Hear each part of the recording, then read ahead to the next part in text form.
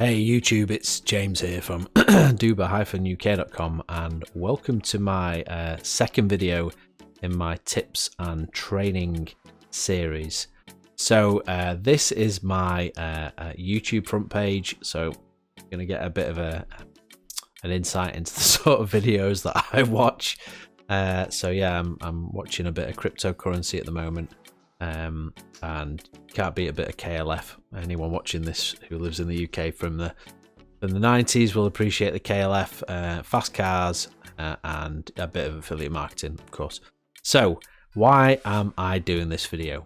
The main purpose is really for those of you out there who have just set up your YouTube channel and you want to, do the best you can with YouTube, and you want to give it a good head start. Now, a bit of a disclaimer here.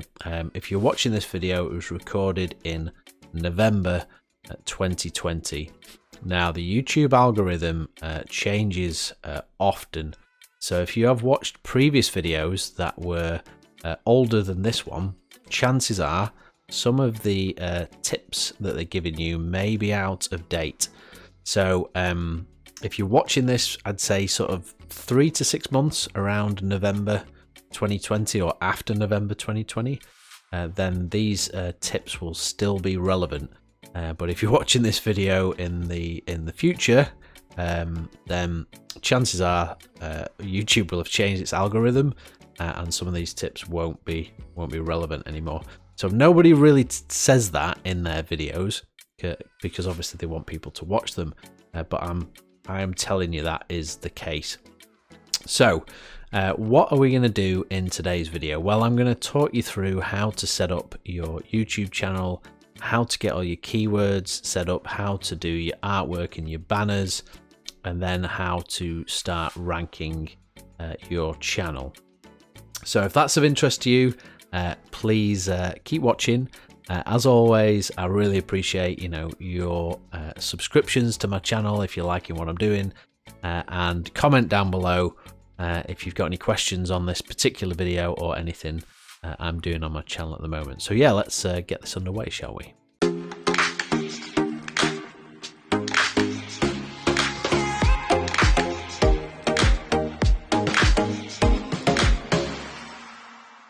So one of the first things you want to do is actually register your channel. Now, there is a bit of an art in this as well. If you are brand new to YouTube and brand new to a Gmail account, it is going to be harder for you to rank your channel. So I'll put that one out there straight away. If you are registering your channel and registering a new Gmail address in November 2020, it's going to be tough to rank your channel. Now, what you can do is you can buy aged channels. You can buy channels that have been defunct or stopped or taken over or bought by somebody else. And I'm going to show you in the link down below some places where you can buy aged channels. Now, the reason why you might want to buy an aged channel is they immediately have some channel authority. So if you've got a channel that's sort of 5, 10, plus years old, it's going to rank better than someone who's just registered their channel, because YouTube obviously looks at the channel and says, hey, this has been around a while. It's not flagged any crazy worries or terrorism or any sort of copyright infringements. So this channel might be okay. Whereas if you're brand new and you've just registered your channel, the algorithm is going to be a little bit cautious of what you're doing and what you're going to be putting out there. So be aware of that. If you are registering your channel, today or in the last few weeks, you're probably going to be on the back foot a little bit. So again, put down in the links below some places where you can buy aged YouTube channels. So the first thing you want to do once you've got your channel sort of purchased is head over to your channel. This is my channel. I'd love to say this banner is amazing and brilliant, but it's not. It's a bit shit, if I'm honest, and I need to change it, but it fills a gap and it sort of serves a purpose. But what you guys want to be doing is setting up your channel correctly. And so you get to here, you'll just have a blank screen with nothing on it, and you will go to customize channel. But the first thing you want to think about is this is the page that people will see when they look into your channel. So you really want to make it very sort of purposeful and built to what you want to sell. So my channel is all about digital products, reviews and marketing, and that's what it says. So if I go to my about section, it explains exactly what my channel is about, and it also has a business address for my email address. So if you wanted to contact me directly, you can absolutely do that. So how do you actually set this up?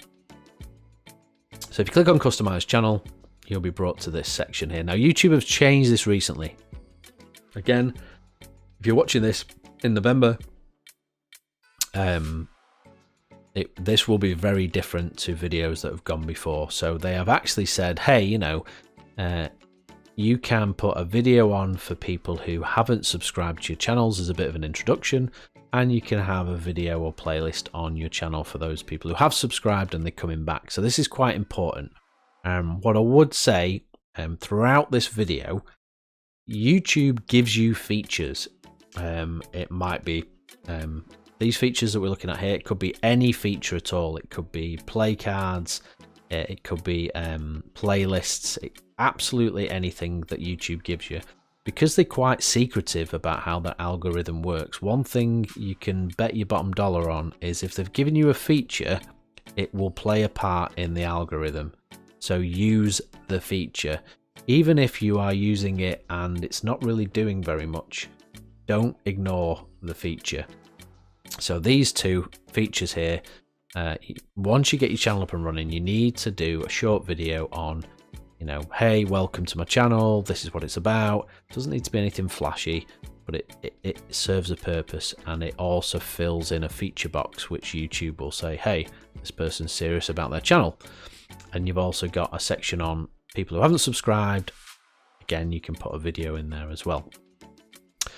So you've got branding. This is really important. Again, don't like to reiterate this, but if YouTube is giving you an option to do something, just do it. Even if you're filling it in with nonsense, just do it, because it will see that you've done something and taken action, and will reward you for that.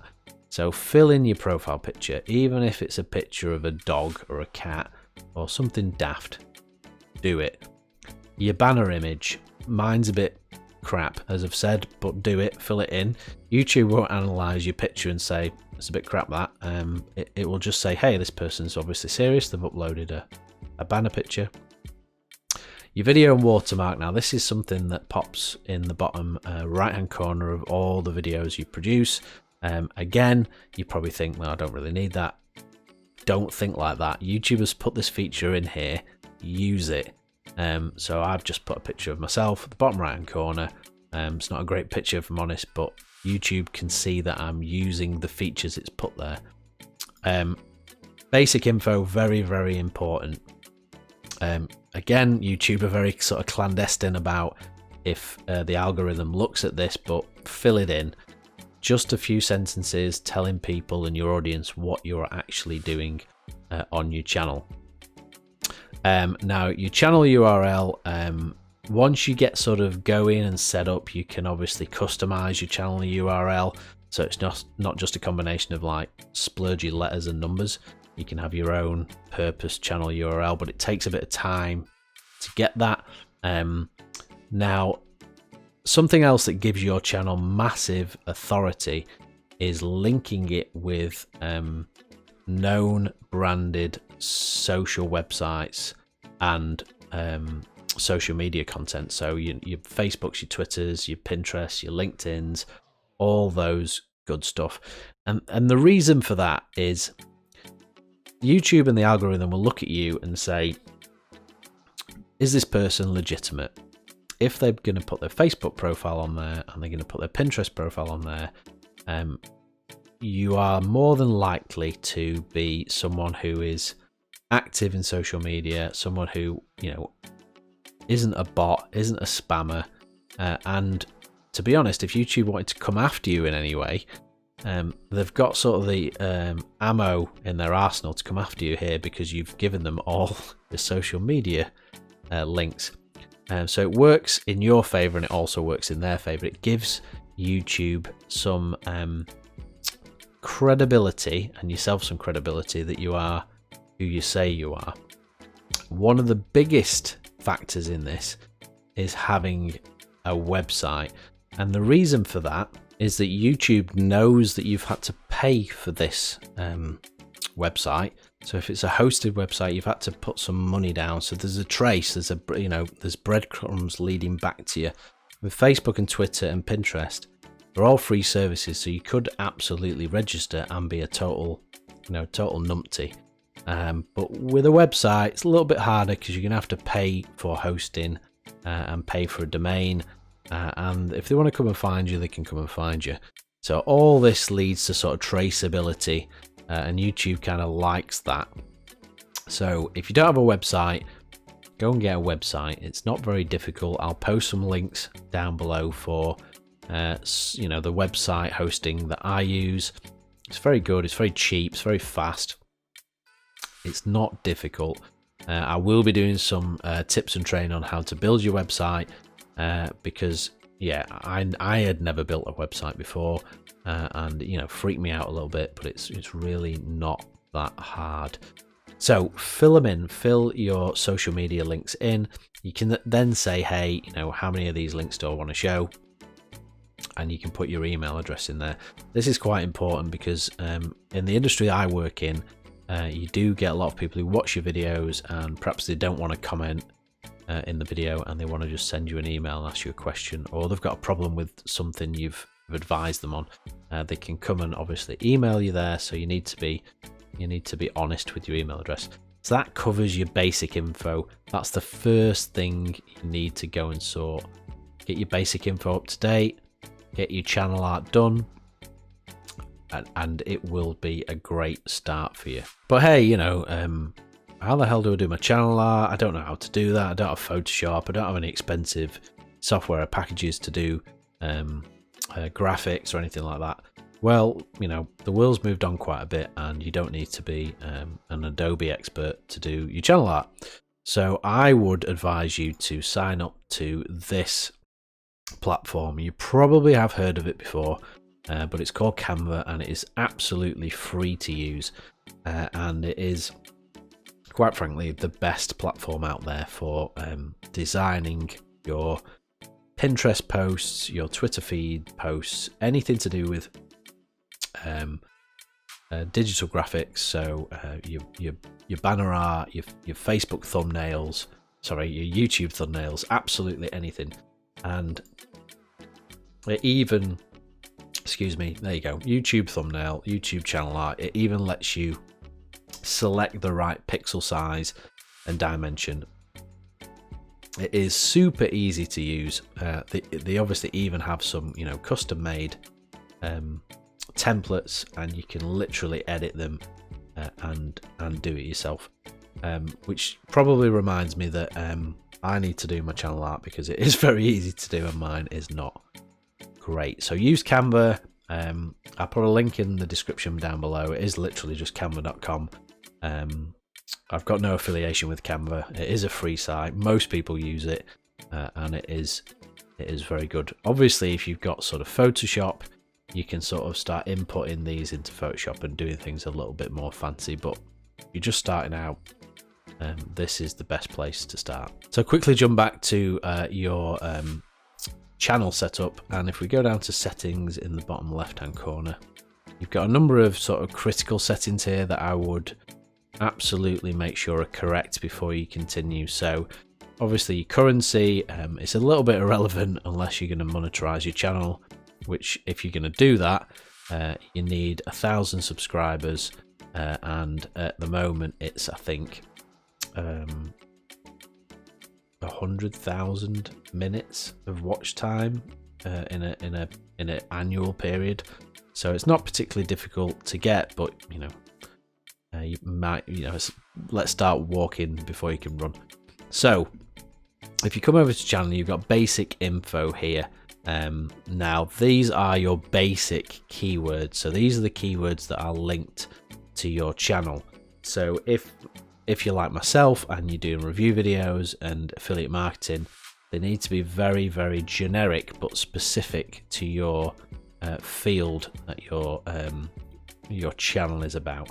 So mine are very basic, very easy, but they need to be basic and easy. Nothing fancy, basic and easy. In your advanced tab, you obviously, depending on your type of channel that you've got, but I'm thinking if you're watching this video, you're going to say, no, my channel is not made for children. You can obviously link a Google Ads account. Now, I'm guessing if you're watching this video, you won't have a Google Ads account, and that's totally fine, so don't worry about that. But you know, Google Ads is out there for you to promote your channel and advertise. But it's probably a little bit advanced if you are watching this video. I just follow this, you know, display number of people subscribed to my channel.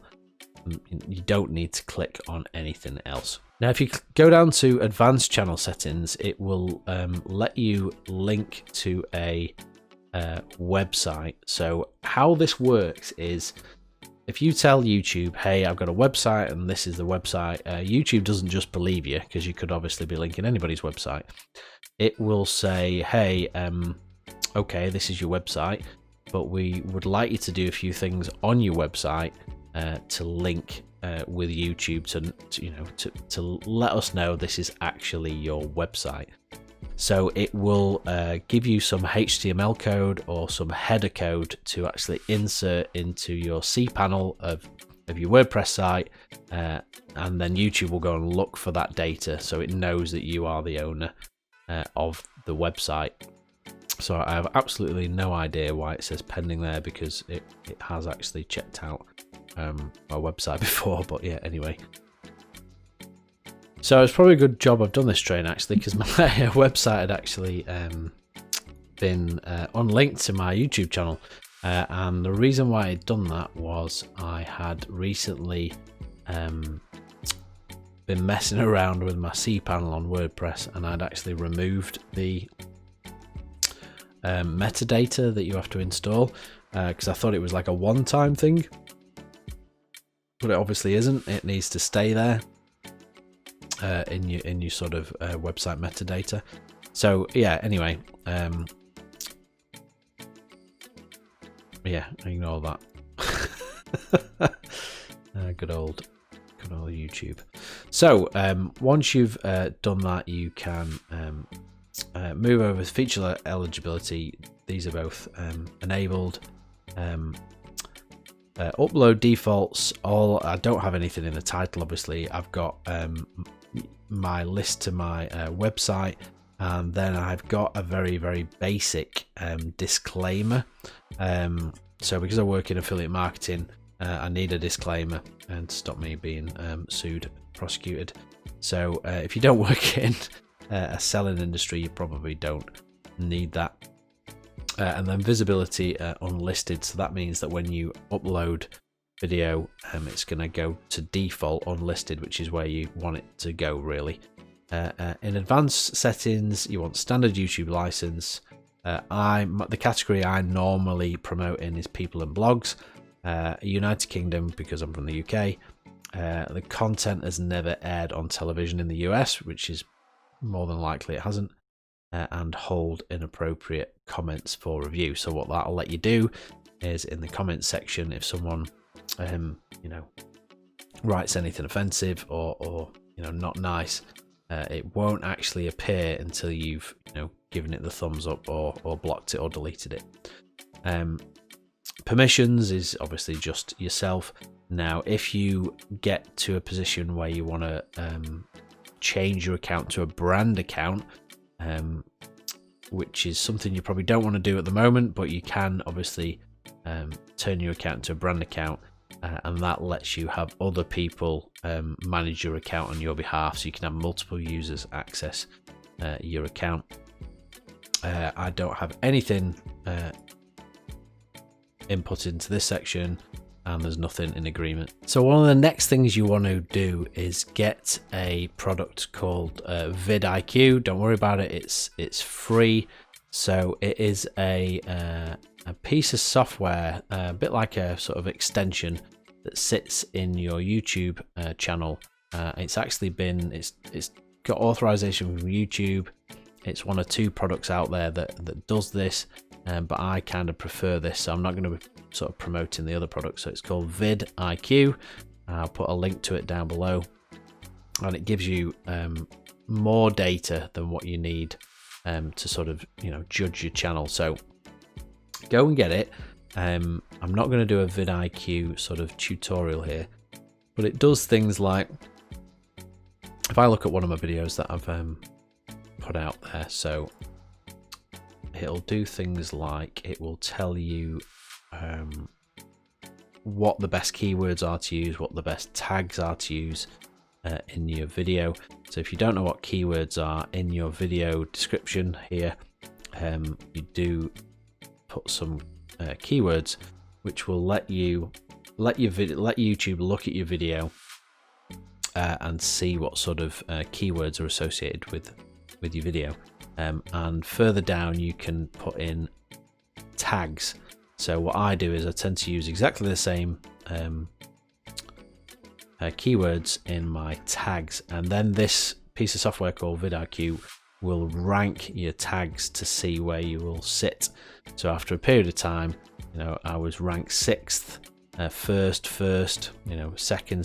So as long as you're around about the top 5, you're doing pretty well.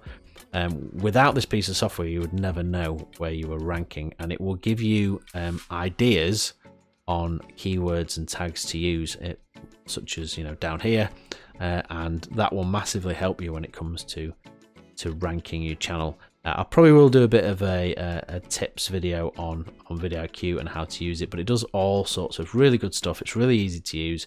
It sort of scores each video you put up, and it says, hey, you've not done this, you've not put end screens, you've not put cards on it, your descriptions are a little bit long, you've not used enough data in here, and it gives you a bit of a score for your video before you upload it. So it is a, you know, very good piece of software that's sort of inbuilt to your web browser. It works best with Chrome, if I'm honest. So if you are using another browser, I can't really comment on its functionality, but it works really well with Chrome. So you got your channel set up, and you know the basics of your channel, and you're starting to do your first videos. Now, again, the YouTube algorithm is continuously changing. So there was an update about 2 months ago, which promoted certain aspects of a video over certain other aspects. So originally, YouTube used to be very, very keen on subscription numbers and you know, subscription amounts. So you could quite easily go and purchase subscribers. So there's, you know, lots of gigs. SEO Clerks is one of them. I'm not going to promote these because I don't really subscribe to that. There's a pun there somewhere.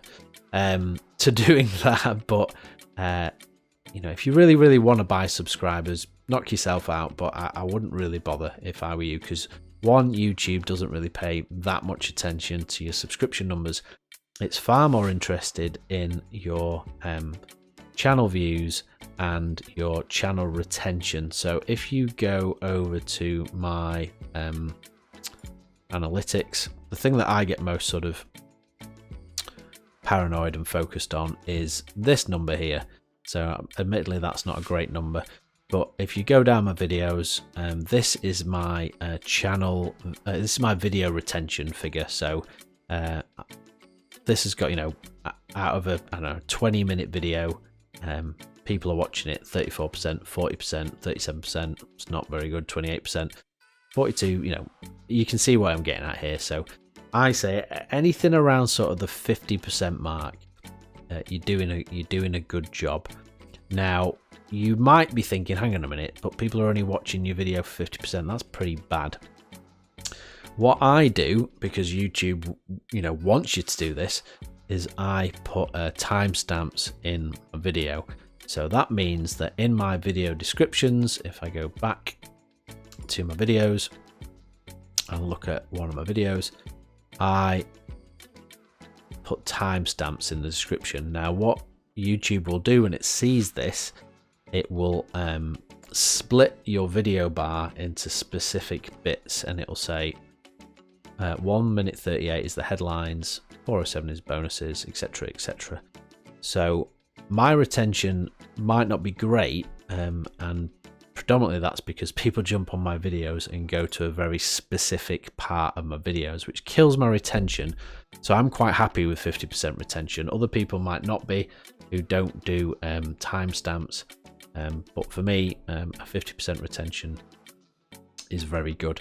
So the YouTube algorithm looks at your views and your retention, and the way it does that is when you publish a video, or when you upload a video to YouTube, within the first 12 hours, I personally would try and leave it as unlisted. So when you upload your video, it will normally default to unlisted so that no one can see it, and leave it like that for a bit of time, and that lets the sort of YouTube gremlins crawl all over it. So one of the first things I would say that is pretty important is, if you are doing a video on a set topic, do not wait a minute, 2 minutes, 3 minutes to introduce that topic. So you see a lot of people in YouTube, and the video starts and they've got this fantastic, animated, a bit of Adobe Premiere Magic or After Effects, and it's fancy and it looks great, and it lasts for 30 seconds. And then they're not really talking about their main topic of their video for about 2 minutes.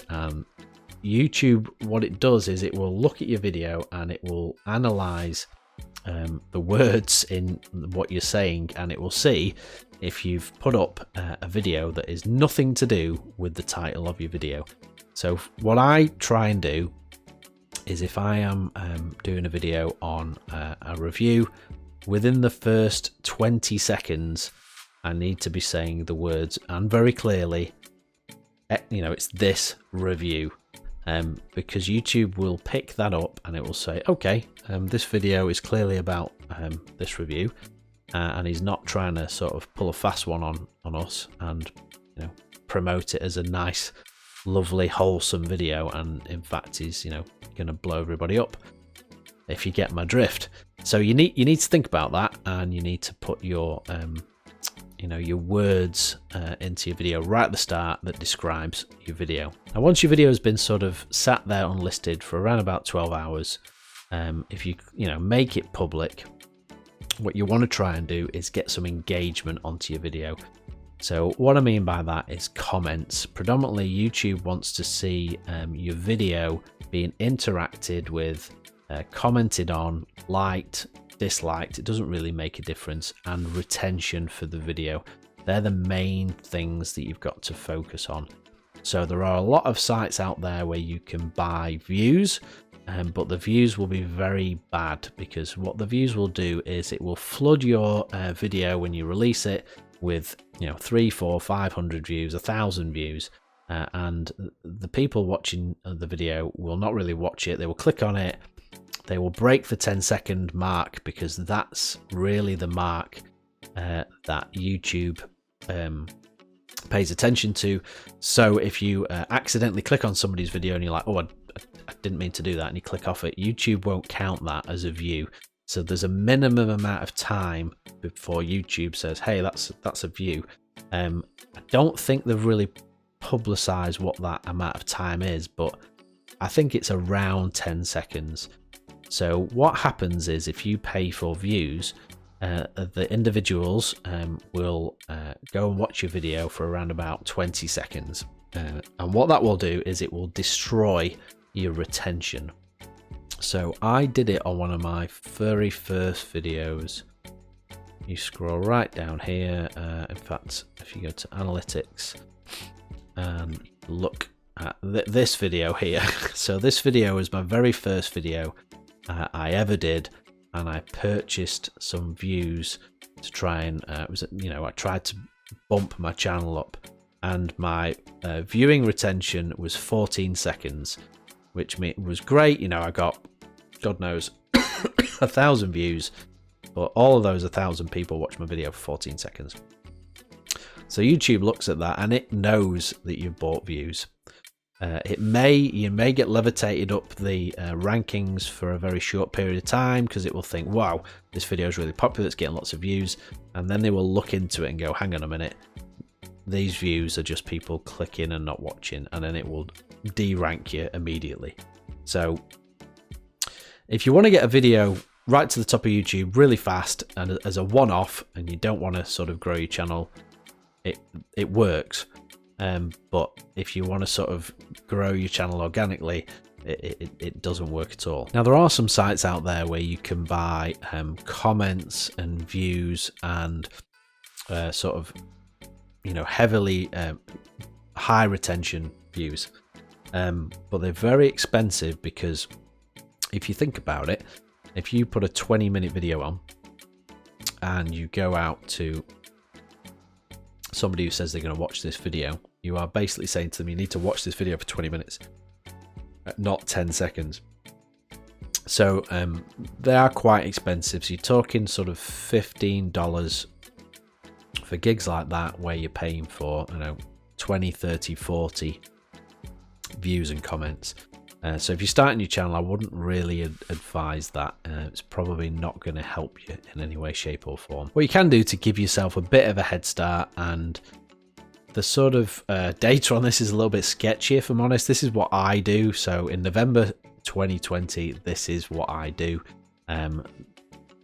There is no proof that this works. There is no proof that it doesn't work. But one of the things I do is when I'm uploading my thumbnail for my video, I make sure that the name of the thumbnail is exactly the same as the title of my video. So if it's, you know, XYZ review, then the thumbnail is called XYZ review. I'll also go a little bit further than that. So I'll go to a site called not Experian. Don't really want to do that. This one here. So it's an Exif Editor. So those of you who don't know, when you have a file, a picture or anything actually, it has some hidden data in it that you probably don't know about. But what you can do is edit that hidden data. So what I do is I drop my images into here, and in the description and comments bottom right at the bottom of the Exif Editor, I will put exactly the same details. So it'll be XYZ review, and exactly the name of the video.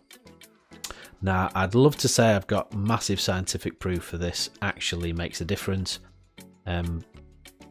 but I do it and it works, so I'm not gonna say anything different.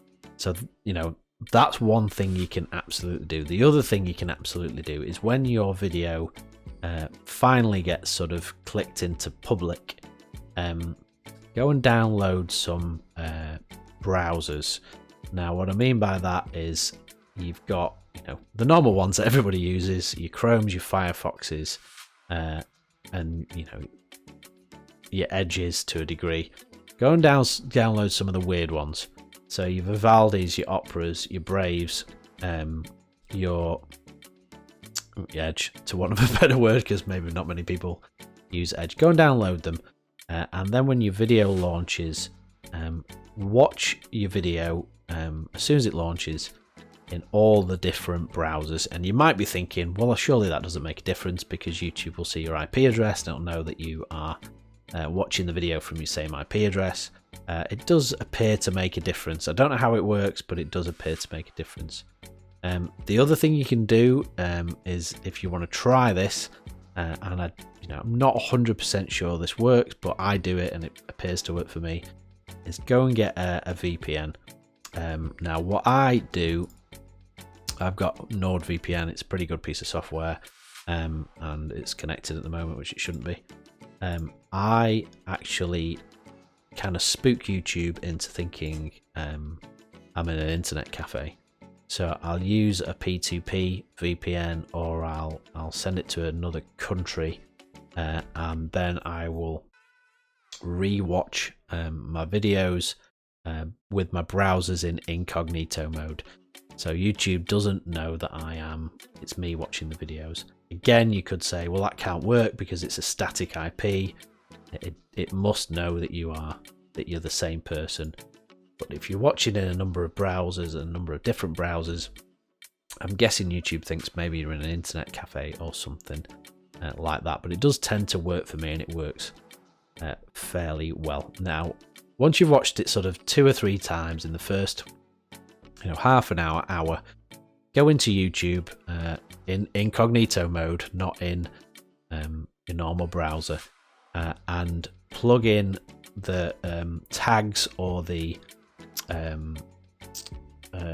topic, the actual title of your video. So if it's XYZ reviews, type that in, XYZ reviews, and see if it pop-ups. And if it does pop up in the rankings, click on it, because what YouTube will know is if you're watching your videos through a link and you're just sort of sending someone a link and they're watching it, it'll know that it's come from a link. It far prefers you to watch videos that you've searched for and then clicked on. So it's very clever like that. So once you've watched it a few times, go and try and find it and then click on it, and that will help the algorithm see that someone's searching for your videos and someone wants to watch the video. Now, there is a lot of other sort of things you can do with backlinks through social media. So YouTube lets you link your video automatically. So if I go to one of my videos here and I share it, you've got Twitter, you've got all these Web 2.0s which you can use. I would suggest you use them as much as possible, because YouTube, even if you don't get anybody watching them, YouTube can see that you've put backlinks into your videos. So they are pretty important. I mean, I didn't have a Pinterest account, I didn't have a Twitter account, I didn't have an Instagram account, and I've created all those accounts. And every time I launch a video, I will make sure that it is linked to all those Web 2.0s.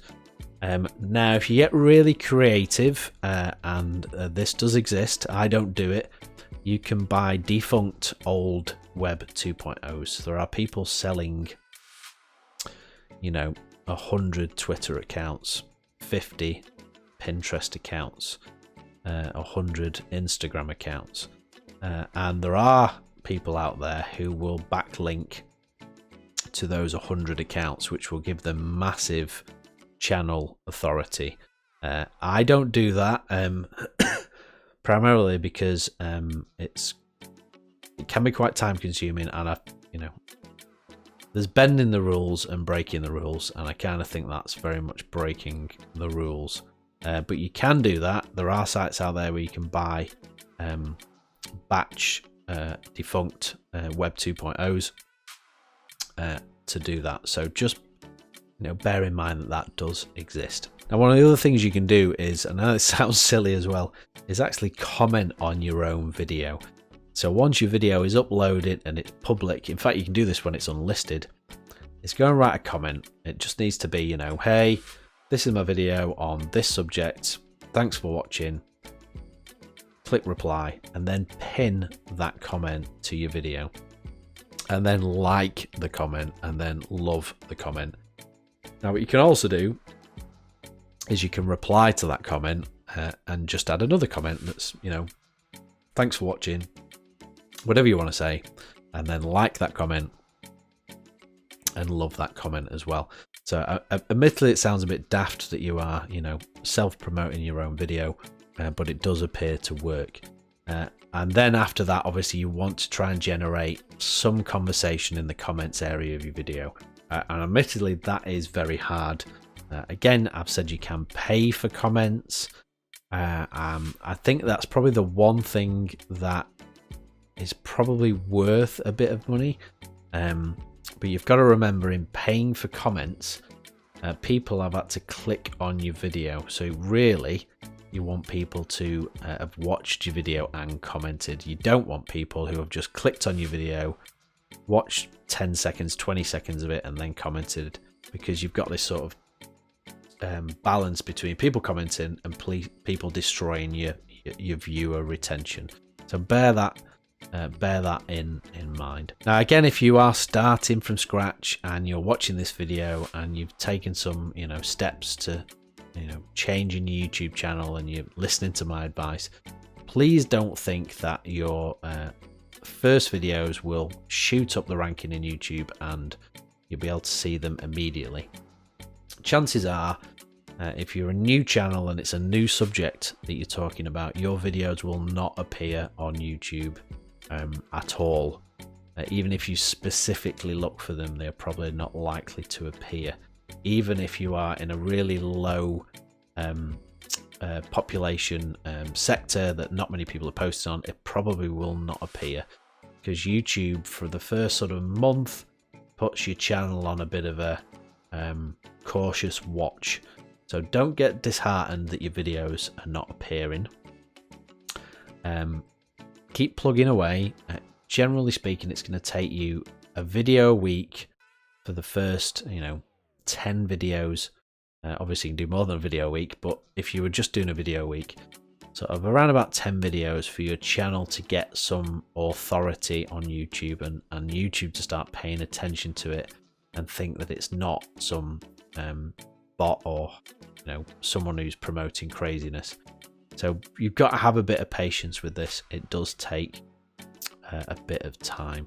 What I'd also say is if you're adopting a channel, or if you've already got a channel, so for me, if you scroll down here, my channel's got like 10 years of authority, because it's I've had this channel a long time, but the vast majority of the videos on this channel prior doing what I'm doing now have all been about gaming, so a bit of PUBG, a bit of COD, fancy myself as a bit of a pro FPS player.